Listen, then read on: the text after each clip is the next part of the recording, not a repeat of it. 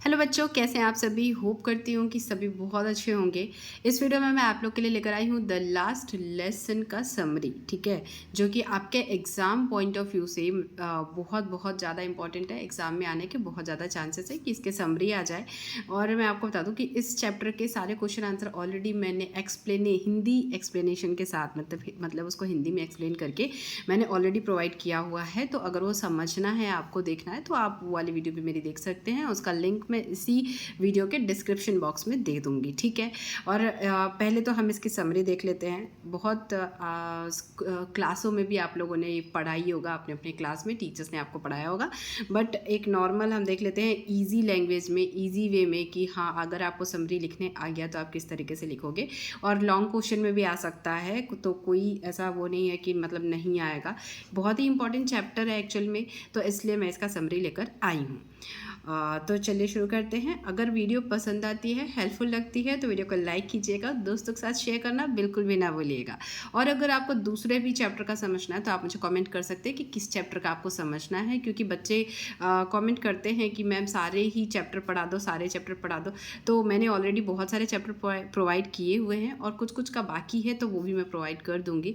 सो अगर आप लोगों को कोई स्पेसिफिक चैप्टर पढ़ना हो तो आप मुझे कमेंट कर सकते हैं। तो चलिए शुरू करते हैं समरी द लास्ट लेसन।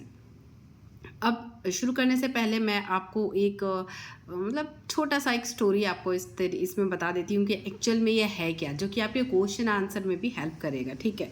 इसमें क्या है, इसमें एक बच्चा है, ठीक है। तो एक बच्चा है जिसका नाम है फ्रेंच, और वो जो बच्चा है वो फ्रेंच जो उसकी लैंग्वेज है वहाँ की, उससे डरता है, ठीक है। तो वो उससे डरता है, और क्योंकि वो उसमें परफेक्ट नहीं है, इसलिए जैसे काफ़ी बच्चे इंग्लिश सब्जेक्ट से डरते हैं, काफ़ी बच्चे हिंदी सब्जेक्ट से डरते हैं। और अगर जैसे इंग्लिश से डरते हैं और तो इंग्लिश वाले टीचर से भी डर लगता है। तो इसी तरीके से एक बच्चे की स्टोरी है और उससे डर लगता है।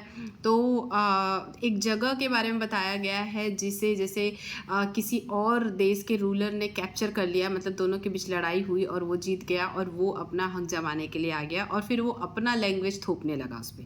तो टोटल मिला के अपने लैंग्वेज, अपने मातृभूमि का एक एहसास होता है कि अरे यार कुछ मतलब छूट रहा है हमसे, उनसे उनका लैंग्वेज छीन लिया जाता है, बंद करने के लिए कह दिया जाता है। तो इसी वजह से कि अब नहीं, ये वाला लैंग्वेज यहाँ नहीं चलेगा, अब आपको हमारा लैंग्वेज सीखना पड़ेगा। तो इस तरीके से कहानी पूरी आसपास इसी लैंग्वेज के ही घूम रही है।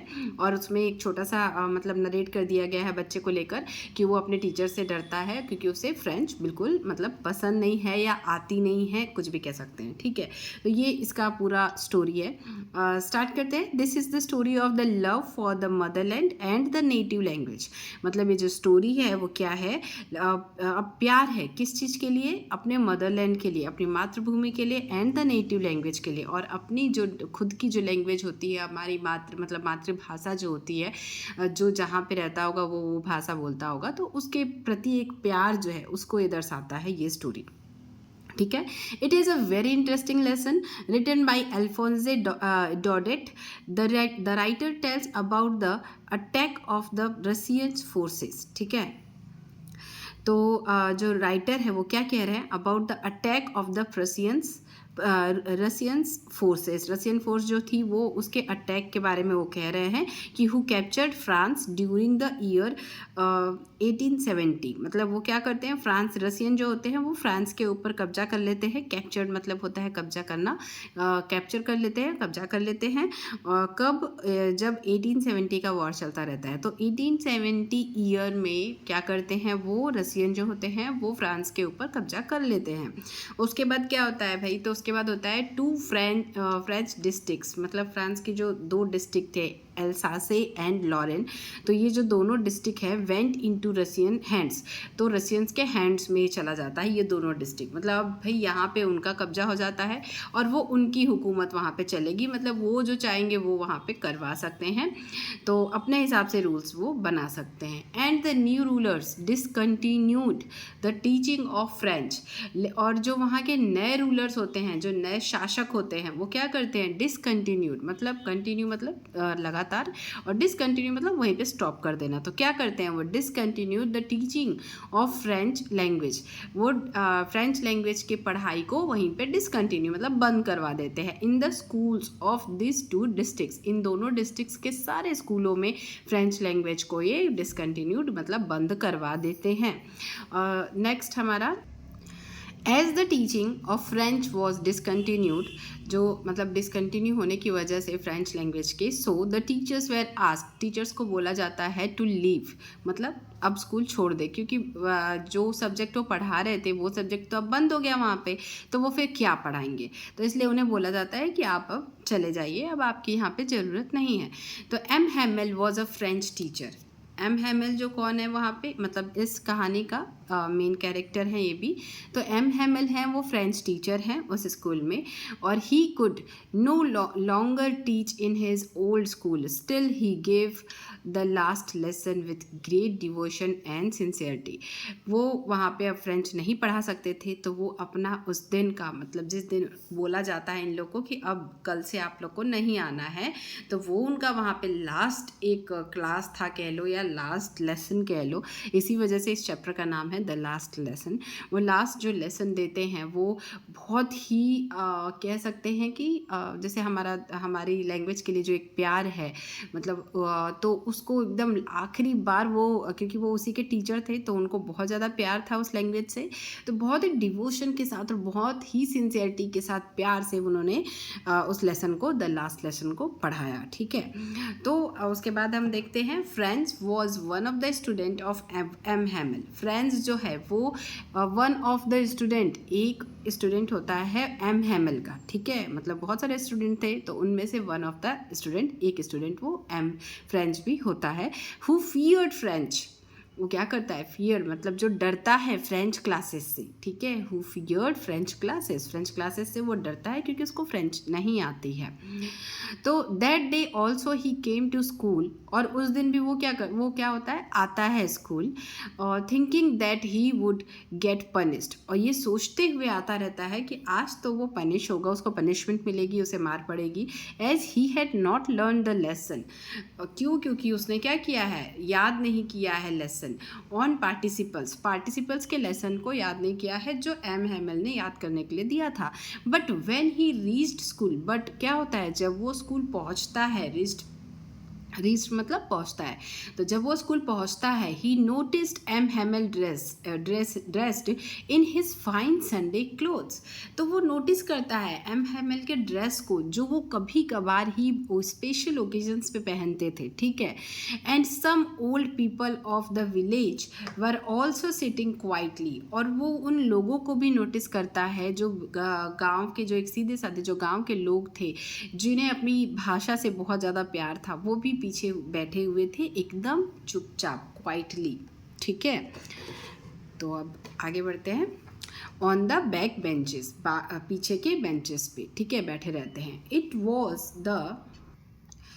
Was the first day when mister Hamel realised that it was his last lesson, ये पहला दिन था जब एम हैमेल को ये रियलाइज़ हुआ कि ये जो लेसन वो पढ़ा रहे हैं वो उनका लास्ट लेसन है।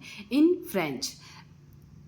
फ्रांस होगा, ठीक है, तो इन फ्रांस मतलब वहाँ पे जो भी जहाँ पे इन फ्रेंच ही होगा, मतलब फ्रेंच में जो उनको लेसन पढ़ाना है वो उनका लास्ट लेसन है, तो फ्रेंच ही होगा, यहाँ पे कट मत करिएगा, ठीक है। इवन फ्रांस ऑल्सो रियलाइज, तो फ्रेंच भी जो लड़का रहता है वो भी रियलाइज़ करता है the importance of French language की इम्पॉर्टेंस को, for the first time in his life, अपनी पूरी लाइफ में पहली बार वो उसकी इम्पॉर्टेंस को रियलाइज़ करता है। उसे पहले डरता था क्योंकि उसको आती नहीं थी, और अब जब उसे पता चल रहा है कि अब वो चीज़ अब बंद हो रही है, उसकी जो शुरू से जो सुनता आया है, बचपन से सभी लोग बोलते आए हैं, उसकी जो एक मातृभाषा है वो उसे छिन रही है, तो वो उसे भी मतलब उसकी इम्पोर्टेंस समझ में आती है।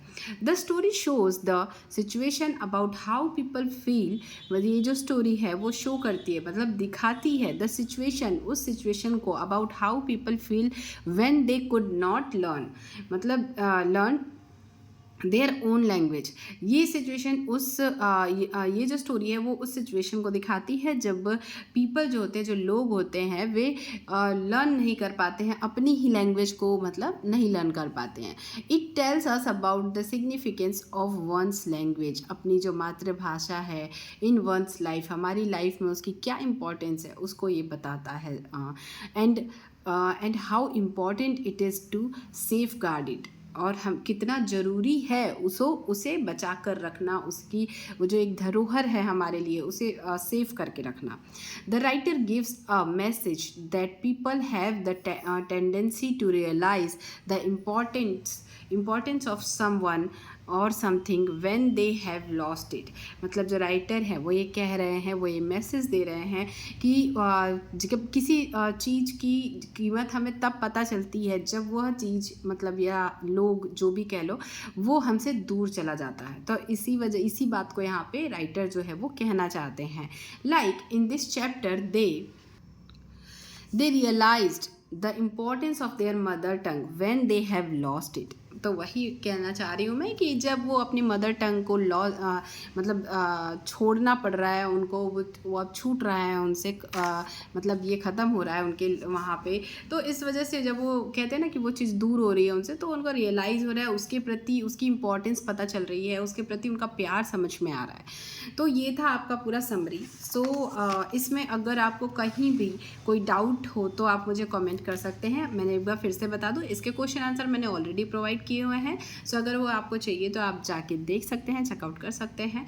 वीडियो पसंद आई होगी तो वीडियो को लाइक कीजिएगा, दोस्तों के साथ शेयर करना बिल्कुल भी ना भूलिएगा। मैं मिलूंगी आप लोगों से अपनी अगली वीडियो में, तब तक के लिए पढ़ते रहिए, अच्छे अच्छे नंबर लेके आइए। Thank you, thanks for watching.